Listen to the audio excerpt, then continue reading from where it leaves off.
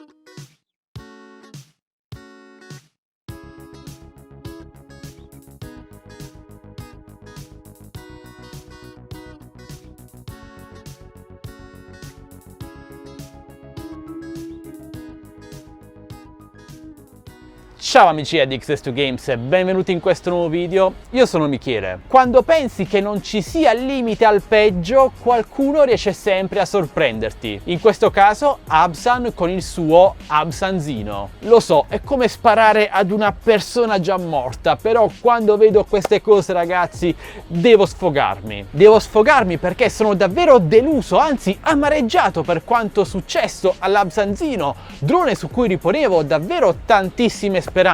Ora va bene l'assenza di VPU, va bene problemi di volo e di cam che possono essere sistemati con aggiornamenti, va bene materiali scadenti, però parliamo sempre di un drone che costa dai 350 ai 400 euro e nel 2019 una cosa del genere no, anzi proprio no. Ok che il drone, il gimbal e la camera si aggiornino in 3 modi diversi, con 3 procedure diverse, ma che il radiocomando possa essere aggiornato unicamente ponticellando 2 contatti, questo nel 2019 non è concepibile, specialmente quando un drone costa così tanto. Persino l'Absan H501S aveva una procedura di aggiornamento del radiocomando meno rischiosa e meno complicata. Perché Absan? Quali sono i pericoli di questa procedura? Capite bene che se andate a sfiorare un pin sbagliato,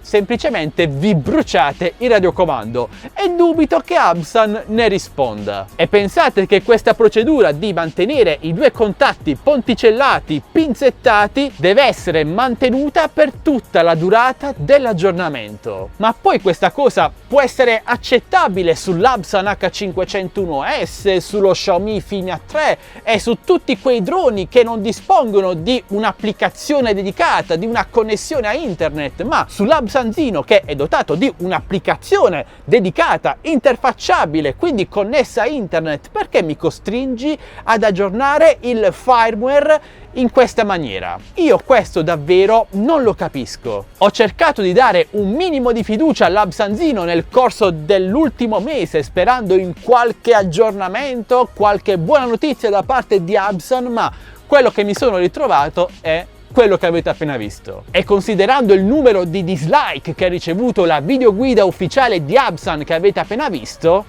forse non sono l'unico a pensarla così. Ok ragazzi, perdonatemi questo piccolo sfogo, ma sono davvero deluso e spero che Absan, vedendo questi video, queste lamentele, riesca a migliorare, perché Absan la considero ancora un ottimo marchio di droni, economico, accessibile a tutti, ma deve evolversi, aggiornarsi ancora sotto tanti aspetti se vuole pensare di impensierire minimamente DJI o anche Xiaomi. Fatemi sapere ora voi cosa ne pensate, ragazzi, di questa procedura, se secondo voi è normale una cosa del genere nel 2019.